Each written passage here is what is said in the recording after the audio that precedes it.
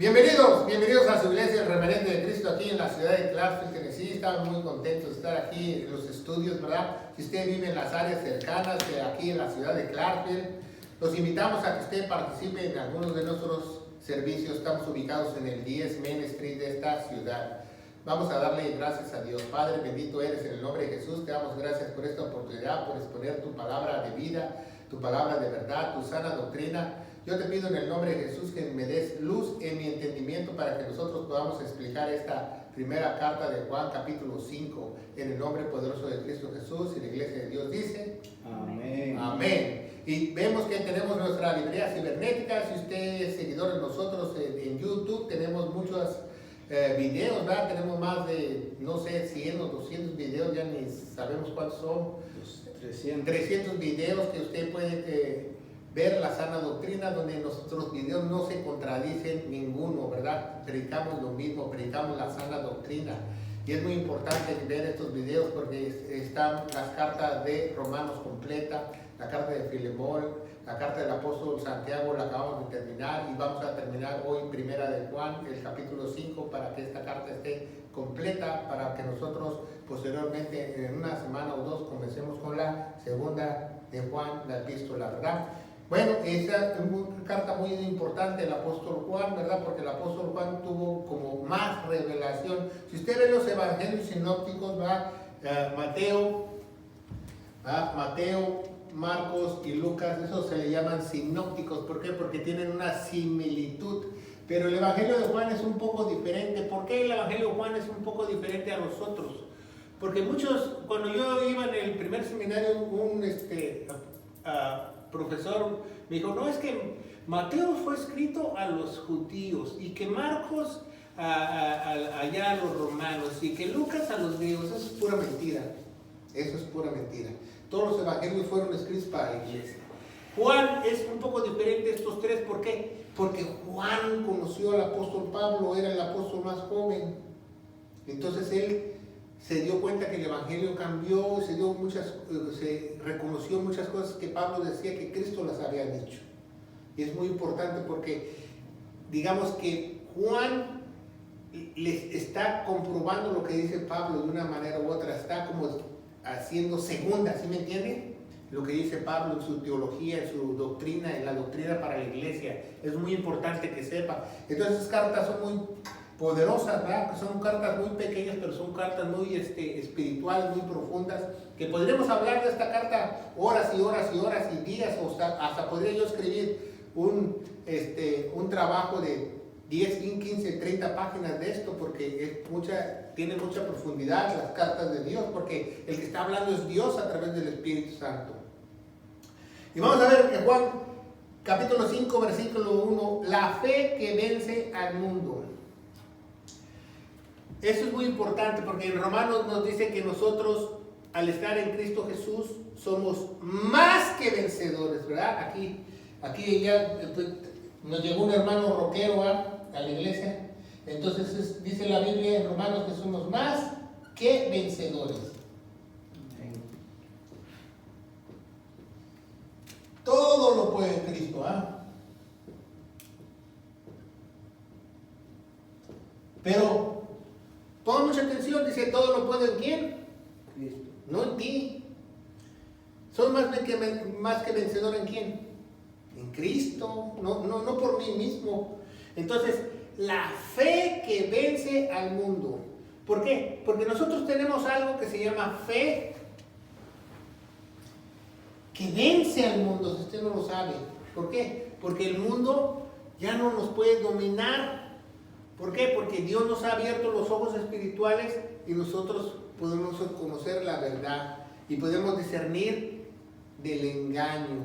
Es muy importante porque este individuo, al tener la fe que vence el mundo, al tener al Espíritu Santo en su corazón, aquí vamos a poner el Espíritu Santo abreviado, hace la diferencia y dice: todo aquel que cree que Jesús es el Mesías o Cristo es nacido de Dios, y todo aquel que ama al que engendró ama también al que han sido engendrados por él.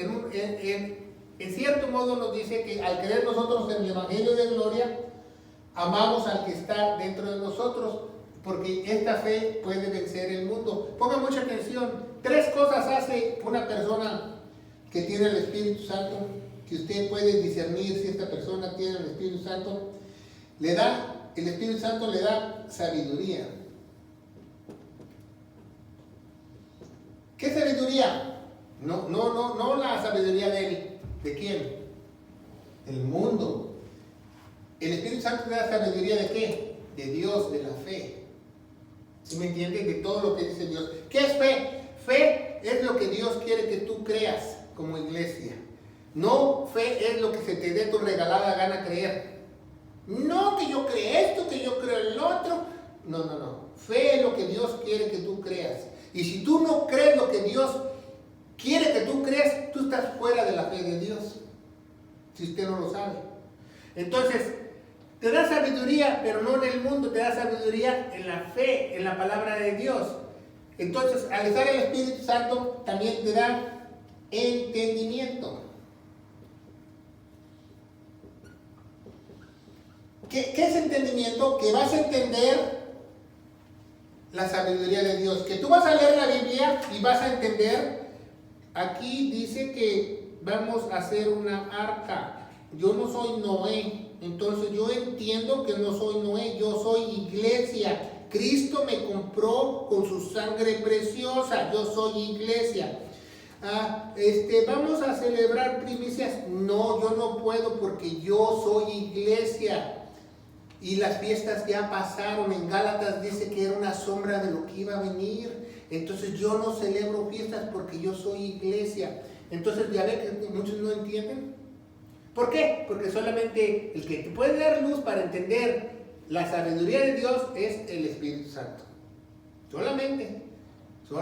Tú puedes tener 10, 15 años de universidad en literatura, ganarte el premio de literatura y no entender este libro. Y puedes tener 6 años o 8 años y estar sellado por el Espíritu Santo y entenderlo. Si usted no lo sabe. Hay niños de 8, 9, 10 años que entienden la palabra de Dios porque están sellados. Lo poquito que ellos leen entienden. No les toman el pelo ni los engañan. Entonces, tiene entendimiento.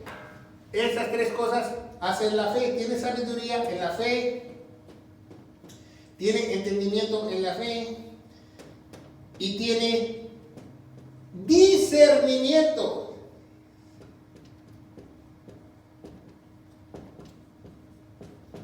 ¿Qué es discernimiento? Que tú sabes actuar correctamente como dice Dios. Disciernes. Si alguien llega y te llega a decir una mentirota o trae una mentira con todos sus dientes, tú lo puedes cachar rápidamente porque la verdad está dentro de ti y dices, este me miente. ¿Sí? Entonces, esas son 3 características, esas se llaman características, no se llaman frutos, se llaman características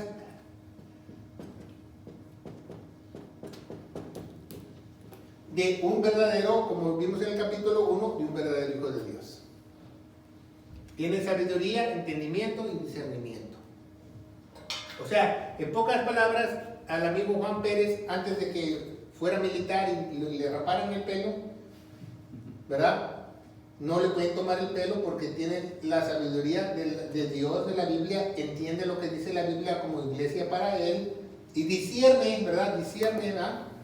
Por ejemplo, le dicen al hermano Juan Pérez, bueno, hermano Juan Pérez, usted conoce mucho de la palabra de Dios y entiende, y lo vamos a hacer pastor. Y el hermano Juan Pérez le dice, cálmate. Dice, como dicen los americanos, hold your horses, ¿verdad? Dios no me ha llamado.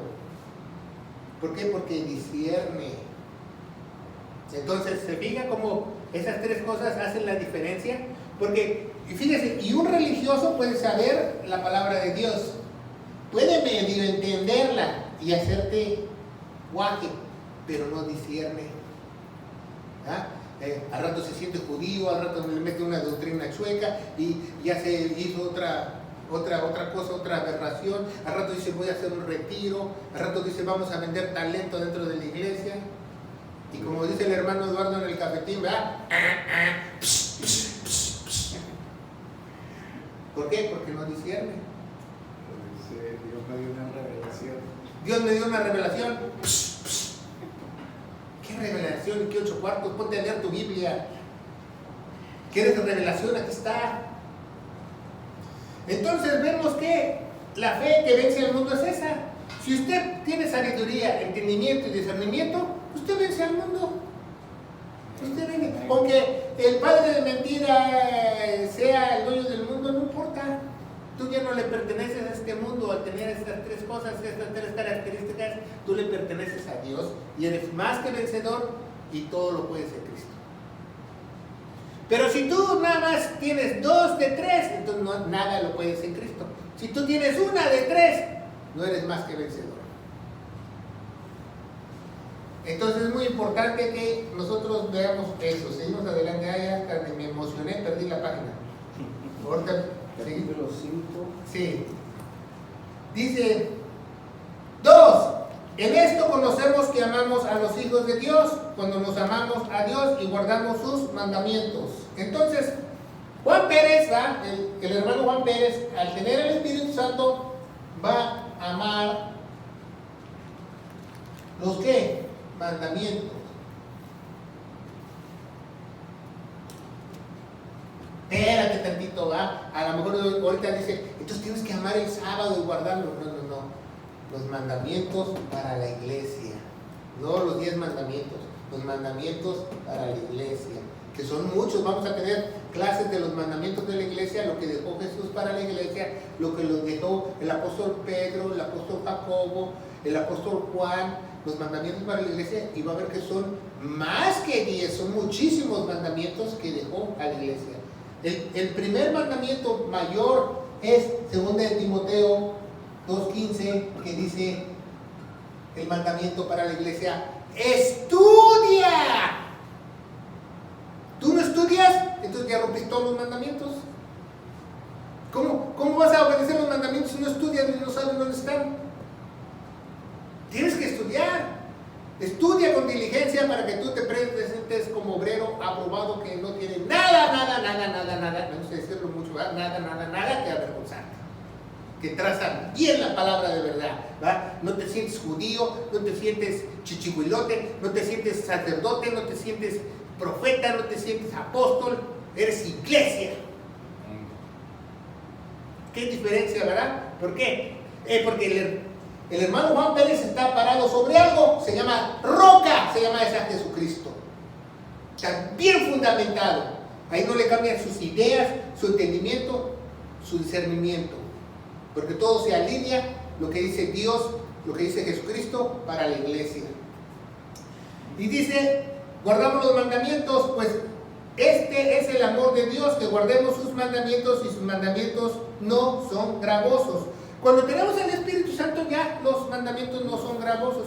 ¿Qué diferencia hay que cuando un mandamiento es gravoso? No, muy fácil. Un religioso, ay, no tengo que fumar, ay, tengo que ir a la oración, ay, tengo que dar mis diezmos. Otra aberración, ¿verdad? No estamos hablando de eso.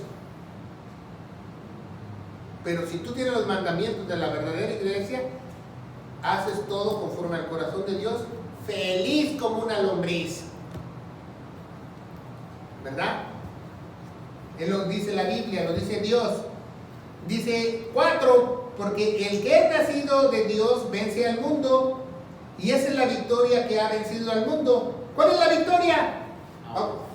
Vamos a ponerle una bandera al hermano Juan Pérez de victoria, que se llama faith o fe. Esa es su bandera de victoria. ¿Cómo sabes tú que alguien no es cristiano? Por la fe, por lo que cree. No, que yo creo en esto, que el otro, que no, Dios no dice nada de tomar cerveza en la Biblia. El que es de Dios hace lo de Dios. Así de fácil. No te la pongo más facilita.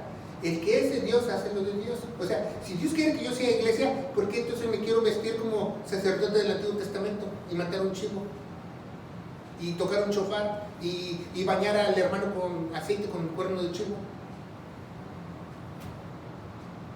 Entonces, Esa es tu bandera de victoria, tu fe. Por eso es la batalla de la fe. Tenemos el cafetín, el último, la verdadera guerra espiritual es la batalla de la fe. Que tú defiendas tu fe, que tú te pares y digas, eso está mal. Eso no es para la iglesia.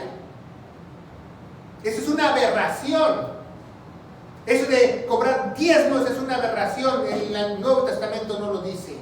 Pero nadie se para, todos ahí calladitos, se tragan todo lo que les dicen. Y vemos, seguimos adelante.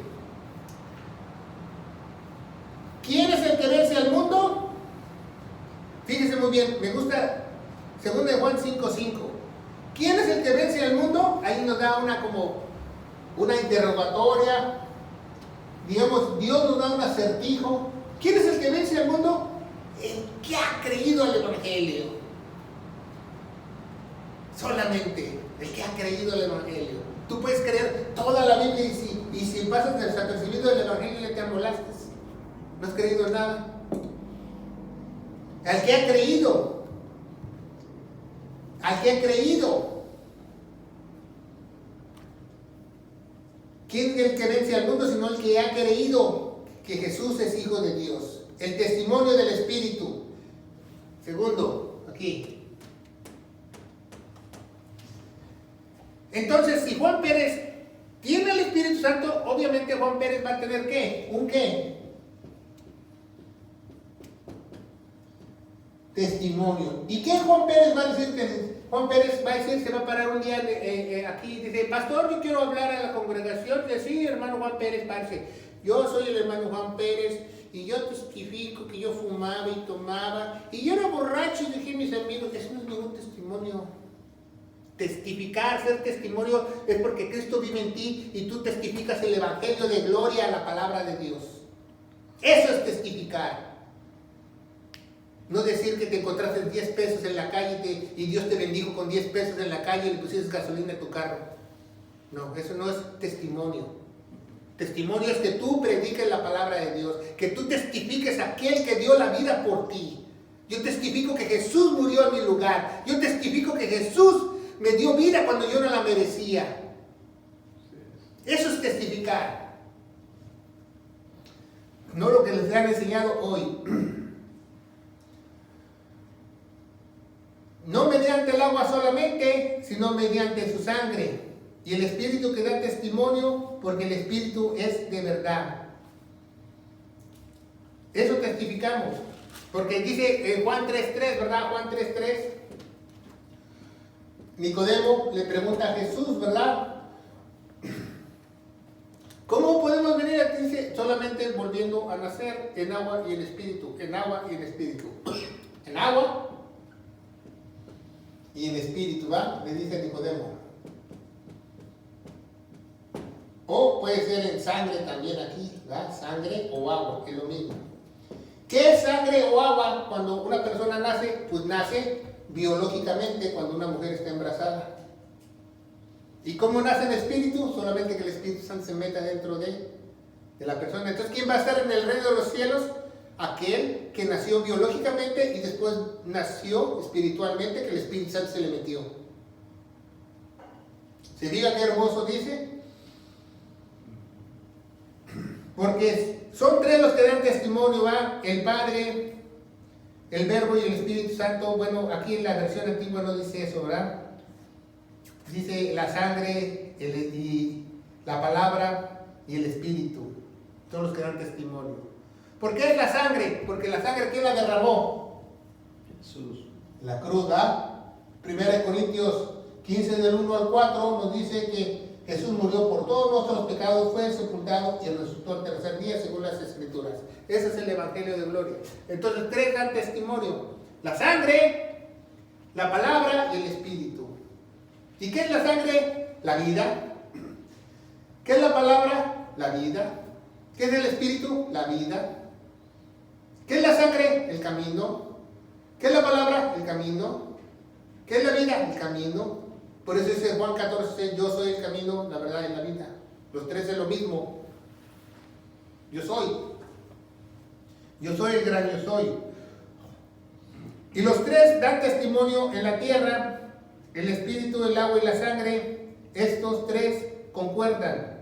Se fija, el espíritu, el agua y la sangre. Aquí en el versículo 7 los católicos le pusieron el Padre, el Verbo y el Espíritu Santo para hacer el consejo de Nicea, para comprobar su teoría de Trinidad, de que eran 3 personas. Pero en la Biblia nunca habla que son 3 personas. Dice que Dios se puede separar en 3 personalidades. No dice que son 3 personas, como te enseñan la falsa Trinidad. Un día vamos a estudiar la Trinidad bíblica, no la Trinidad que te enseñan en las iglesias. Es que la persona del Espíritu Santo, así un día me llegó, alguien dijo, ¿qué? Y yo dije, ¿qué? ¿Cómo que la persona? Digo, ¿estás hablando de Dios? ¿Cómo que la persona? ¿O es Dios o es persona? Tú no puedes ser persona y Dios al mismo tiempo. ¿Qué te pasa? Que tengas diferente personalidad es diferente. Y dice, 9. Recibimos el testimonio de los hombres, mayor el testimonio de Dios, porque ese testimonio con Dios ha testificado acerca de su Hijo. El que cree en el Hijo de Dios tiene el testimonio en sí mismo. El que no cree a Dios le ha hecho mentiroso, porque no ha creído en el testimonio que Dios ha dado acerca de su Hijo. Está recordándole a los judíos de la iglesia el antiguo evangelio, ¿verdad? Que ellos tenían que creer en el nombre de Jesús para bautizarse. Creer que era el Mesías, ¿verdad? Pero el evangelio después cambia a lo que hizo Jesús. Aquí en el Antiguo Testamento, el evangelio de Jesús, ¿quién es Jesús? ¿Verdad? El Mesías prometido, el rey, ¿verdad? Que iba a gobernar. Y aquí el Nuevo Testamento es lo que hizo Jesús, no quién, es lo que hizo Jesús. Esa es la diferencia del evangelio. Y dice 11, y este testimonio que Dios nos ha dado vida eterna, y la vida está en su Hijo. Entonces, Dios nos ha dado vida eterna, ¿verdad? Para que todos aquellos judíos y mesiánicos, ¿y dónde está la vida escondida? ¿Dónde? En Jesús. En lo que hizo Jesús. Tú no puedes entrar a la familia de Dios si no es a través del evangelio. Porque Dios le plació que fuéramos salvos por la locura del evangelio. ¿Por qué locura? Porque muchos me dicen, ¿qué locura es esa? ¿A poco somos salvos por eso? Sí, porque Dios le plació, simplemente porque Dios le plació que fuéramos salvos por la locura de la predicación del evangelio. Y dice 13, el conocimiento de la vida eterna. Estas cosas os escribo a vosotros que creéis en el Hijo de Dios, para que sepáis que tienes vida eterna y que creáis en el nombre del Hijo de Dios. Fíjense muy bien lo que dice a la iglesia el apóstol Juan. Para que tú creas en tu fe que tienes que vida eterna. Yo te pregunto a ti que nos estás viendo a través de las redes sociales, ¿dice vida temporal? ¿Salvación temporal? ¿O es una salvación eterna? ¿Cómo tú puedes perder algo eterno? Yo me pregunto. ¿Verdad? ¿Qué versículo? 12. El que tiene el Hijo tiene la vida, el que no tiene el Hijo de Dios no tiene la vida. Muy fácil. El que tiene al Hijo tiene a Dios. El que no tiene al Hijo, su espíritu está ¿qué? Muerto. Cuando nosotros creemos en Jesús, el espíritu que estaba muerto resucita juntamente con Jesús y se va al cielo a sentarse en lugares celestiales. Entonces tu espíritu está ahí arriba en el cielo, al lado de Dios. Entonces allá, si tú no lees la Biblia, la palabra de Dios, tu espíritu se queda sin comer. Así de fácil, porque también tu espíritu come. 13, y estas cosas escribo a vosotros para que creáis en el Hijo de Dios, para que sepáis que tienes vida eterna. Eso me gusta mucho, eso subrayalo en su Biblia. Tienes vida eterna, salvación eterna. No tienes media vida. Estamos hablando hace rato que venimos en el carro, que el hermano nos trajo un pedazo de pan. Ese pan es para sobrevivir. Este pan es para vivir eternamente en la Biblia. Amén. Y fíjese muy bien, si tú tienes al Hijo, si tú tienes al Espíritu Santo, si tú estás sellado, tienes confianza. Entonces, ¿por qué dicen muchos que se pierde la salvación? Porque no tienen confianza, no tienen el Espíritu Santo. Tienes confianza que tenemos en Él, que si pedimos alguna cosa conforme a su voluntad, Él nos oye. Y ahí nos revela Juan, una vez más, que para orar tienes que calificar. No cualquiera ora. Así muchos tendemos a decirle a nuestros familiares, ¿verdad? Ay, vamos a ponernos a orar. Pues mejor ponte a orar con el demonio de Tasmania. Lo mismo. Sus oraciones no van a llegar ni al techo. Mejor le dices, ¿sabes qué? Déjalo así, yo mejor lloro por ti. Porque yo sé que sí, yo sí califico y mis oraciones del gusto pueden mucho. Y dice la palabra de Dios, ¿verdad? 14, que es una confianza que le pedimos conforme a su voluntad, Él nos oye. ¿Cómo le vamos a pedir a Dios? ¿Conforme a qué? A su voluntad. A su voluntad, no a la voluntad del hermano Juan Pérez, ¿va? Ay Dios, yo quiero un Homer. Ay Dios, yo quiero un viaje todo pagado a Florida, a la playa. Decreto, declaro, arrebato. Usted va a arrebatar un demonio así, quiero que sepa. Dios no escucha aberraciones. ¿Verdad? Dice 15, si sabemos que Él nos oye cualquier cosa que pidamos, sabemos que tenemos peticiones que ya hayan sido hechas. Si alguno viniere a su hermano a cometer pecado que no sea de muerte, pedirá a Dios que le dará vida para que éste no cometa pecado que sea no de muerte, y el pecado de muerte que por el cual no se pida. Muchos se enredan con este versículo.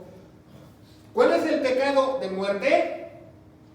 No es matar, no son los pecados capitales que te enseñaron en tu primera comunión, no. El pecado de muerte es no creer al Evangelio.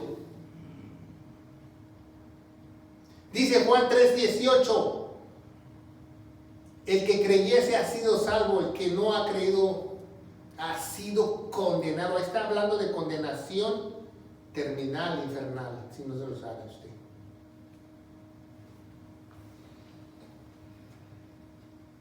Porque muchos se enredan en ese versículo, dicen, ay, que el pecado capital, para Dios todos los pecados son iguales. Si tú te robas el cambio de las tortillas o matas a tu abuelita, es lo mismo para Dios. Aquí no hay nada de que un pecado es más grande que el otro. Dios no tiene una balanza.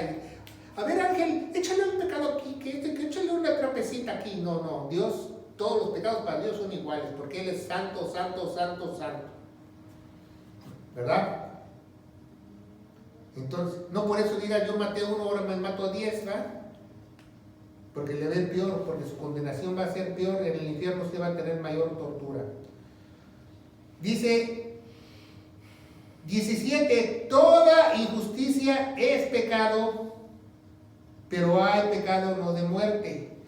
Toda injusticia es pecado, todo lo que hagamos injustamente, que tengamos el conocimiento que lo estamos haciendo mal, pero no es de muerte, ¿verdad? Dice, toda injusticia es pecado, pero no hay pecado no de muerte. Sabemos que todo aquel que ha nacido de Dios no practica el pecado. ¿De cuál pecado está hablando? Del pecado de muerte, el contexto, ¿verdad? ¿Cuál es el pecado de muerte? No creer. ¿O sabe cuál es el pecado de muerte también? Ponga mucha atención en la pizarra. Tener otra fe. Si usted tiene otra fe, que cree poner una veladora, que cree en hacer esto, que cree hacer un retiro, que cree hacer caerte como ficha de dominó, ese es pecado de muerte, si usted no lo sabe. Ponga mucha atención y saque ese espíritu de Kundalini en su vida. Crea el Evangelio.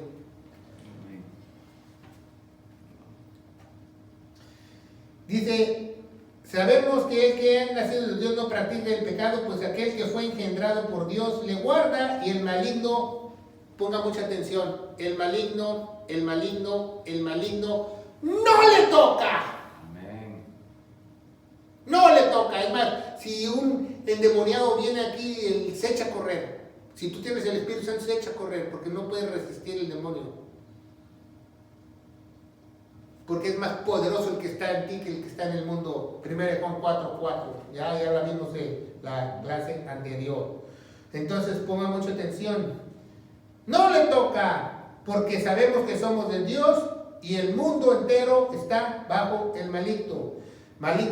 Según Juan 5:19 es el versículo favorito de los testigos de Satanás, testigos de Jehová.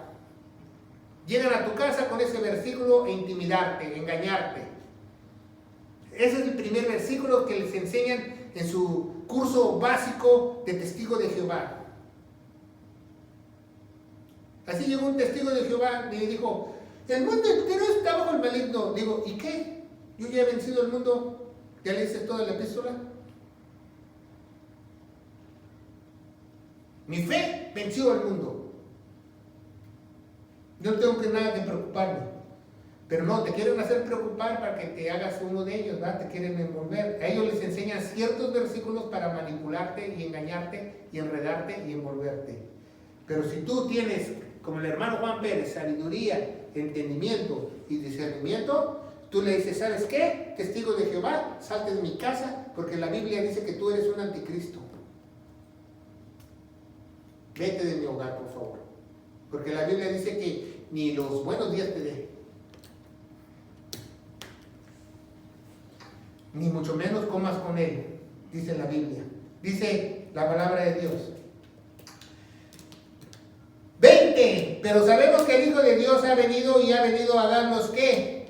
Ponga mucha atención, ¿qué? Y dice, entendimiento. ¿Se fija? Aquí en la pizarra. Entendimiento. ¿Por qué? Porque no todos entienden. Si todos entendieran, no estuvieran jugando dentro de una iglesia a la víbora de la mar. ¿Verdad? O no dirían, como dice el hermano hace rato, ¡decreto! ¡Declaro!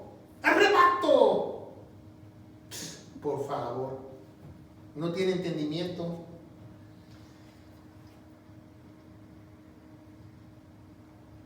Para conocer, fíjese muy bien, entendimiento para conocer, discernimiento, lo que es verdadero. Porque el entendimiento te da discernimiento para entender lo que es verdadero. ¿Qué es verdadero? Lo que dice Dios para la iglesia. ¿Ah? Lo que dice de Filemón a Romanos, ahí están mis doctrinas, ahí están. Si yo me sé de corazón de Romanos a Filemón, las doctrinas de la iglesia, es muy difícil que te engañen. Y estamos en el verdadero Hijo de Dios, que este es el verdadero, fíjese muy bien, estamos en el verdadero, en su Hijo, y me gusta lo que dice el último. Este es el verdadero Dios. ¿Qué es el verdadero Dios, testigo de Jehová? Y la vida eterna. Y no solo es Dios, es la vida eterna. Fíjese muy bien. ¿Quién es Dios? Jesucristo. Más claro ni el agua. Y al último, postdata, dice el apóstol, hijitos, guardad de los ídolos, ¿verdad? ¿De cuáles ídolos? Del mundo. ¿Qué son los ídolos del mundo? Todo lo que empieza con plata, dinero, con chavos, morralla, morongo, como le diga usted, billoyo, lo que sea. Muchas palabras, quizás algunas palabras sean en unos lugares ofensivas, pero le dicen de muchas maneras al dinero. ¿Ah? Más claro que el agua este capítulo. Este capítulo me gusta cómo lo cierra Juan, porque esa es la única fe que vence al mundo. Tú tienes la verdadera fe, porque si tú no tienes la verdadera fe, estás frito. La verdadera fe solamente se adquiere creyendo el Evangelio de todo corazón. Porque como dice Juan, si no has creído ya has sido condenado. ¿Alguna pregunta? Bueno, vamos a darle gracias a Dios. Padre, bendito eres el nombre de Jesús. Te damos toda la gloria, te damos toda la honra. Padre, porque somos más que vencedores por aquel que nos amó, aquel que dio la vida en la cruz del Calvario por ti y por mí. Padre, yo te alabo y te bendigo y te doy gracias por esta epístola. Padre, Señor, ayúdanos, Señor, a compartir esta epístola a través de las redes sociales a muchas personas, Señor, para que esta palabra de vida, esta sana doctrina llegue a muchos lugares, para que la gente pueda tener sabiduría tuya, entendimiento, pero sobre todo discernimiento de Dios. En el nombre poderoso de Cristo Jesús, la iglesia de Dios dice, Amén. que Dios los bendiga.